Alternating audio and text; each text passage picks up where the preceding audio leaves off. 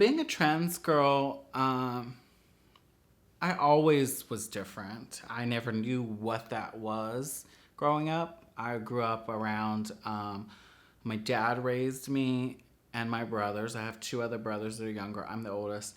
And I was never around femininity or anything like that, but I was always different. And when I discovered that I was trans at the age of 18, seeing my first real trans woman like in front of me made me realize, oh my God, that's me. I didn't know how that journey would be or where I would take it, but when I eventually got there, it's the best thing that's ever happened to me because I live my life every day as me, not as somebody else. I'm not living a lie.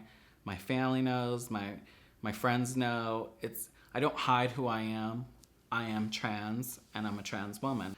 I don't think I would be here today if I didn't live the life that I'm living now. Being trans in general, just coming out and being myself has brought me a lot of joy.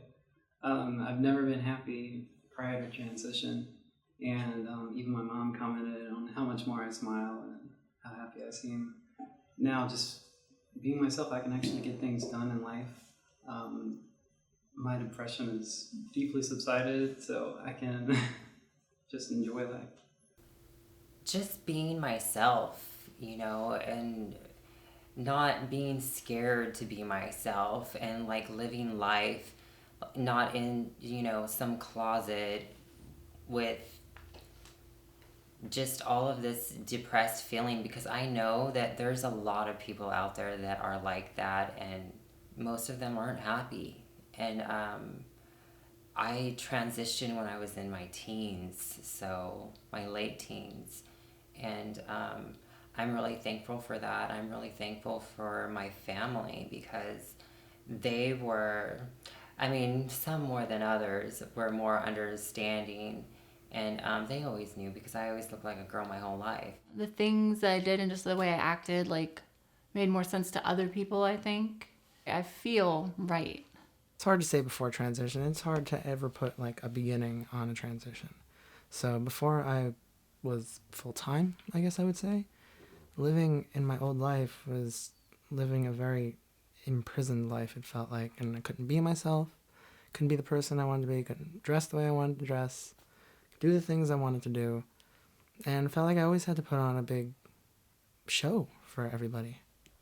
And to not have to do that anymore, to not have to put on a show, to be able to just be yourself is the most satisfying thing in the world and the best decision I ever made.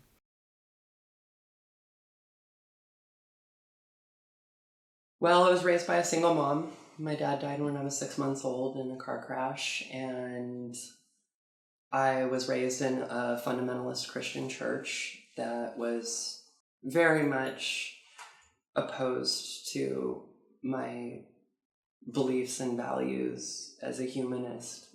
It was rough. It was really rough. I didn't pass as a boy, and I didn't even know that there was such a thing as trans people. I was raised in an environment where just to even talk about being gay was considered sinful. Like, to even talk about gay people other than condemning them was considered like inappropriate. And then I started to transition before anybody had even ever told me there were trans people, and I started telling my friends that I thought I was a girl, and then they explained to me that there was such a thing as trans people. Around like 5 years old, I say 5 because that's pretty much as far as I can remember back. I had nothing but girlfriends, right?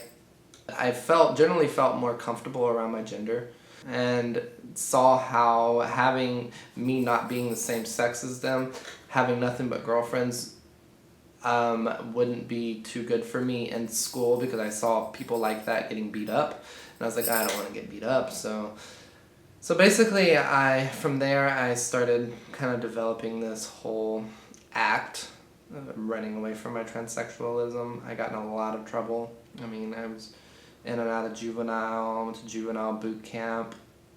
I was a very, very troubled youth. But it was just because I had all these demons inside of me that was just like, you'll never be who you're gonna be, so just keep running. I would have to say that I didn't have a lot of friends when I was in high school. Like, a lot of people made fun of me when I was in high school because they weren't sure if I was a boy or a girl. Most of them thought I was a girl, and then, they would call roll call, at the beginning of the year, and then, I'd raise my hand to my old name, and people would look at me like, that's not you. Because I had my hair long, and I still haven't had any reconstructive surgery or anything like that to this day. Well, I definitely never fit in, that's for sure. My dad tried so hard to get me to be on a sports team, and I tried several things: baseball, basketball, football. I was always the worst player. I didn't seem to make any friends. None of it interested me at all. I was a terrible child.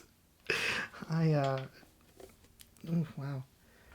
I was a clever child, though, so I made it through school okay. Graduated on time and everything, but I was, very rebellious. I used to do a lot of substances, I used to sell substances and all this, and I was very depressed and always depressed and angry. I was a very angry child because I knew about myself from very early on, and I knew what I wanted to do, and I knew that I couldn't do it until I was at least out of high school, because the high school I went to, I didn't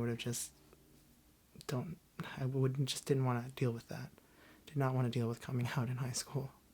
I can replay things in my childhood in my head like a dream. Like, I can remember hanging out with certain boys when I was like 6 or 7 or even 12 or whatever.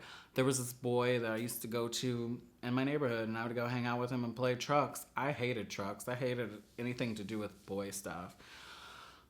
I always played the female role, and when we played superheroes, I was always the opposite of whoever was Superman. I was Wonder Woman or whatever.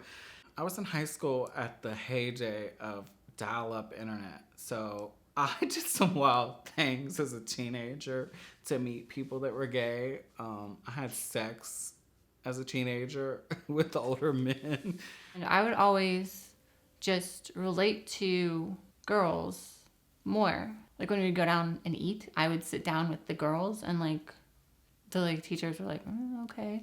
And when it was time to do activities or something, I would go to what the girls were doing, and they just felt the same to me, and the boys just felt opposite. And so they saw that. I would get just teased a lot back then in preschool, and I would get beaten by them a little bit, and it was pretty rough. I don't remember all of it, but I was told by my parents that I would come home with really deep, dark bruises and stuff. Even back then, I would go to the bathroom, and apparently, and that's where it would happen. They would beat me up in there and do thing and pee on me, and I'd rather go into the bathroom with the girls because I know that they're just it would just be easy, and it would be normal, and it would be fine.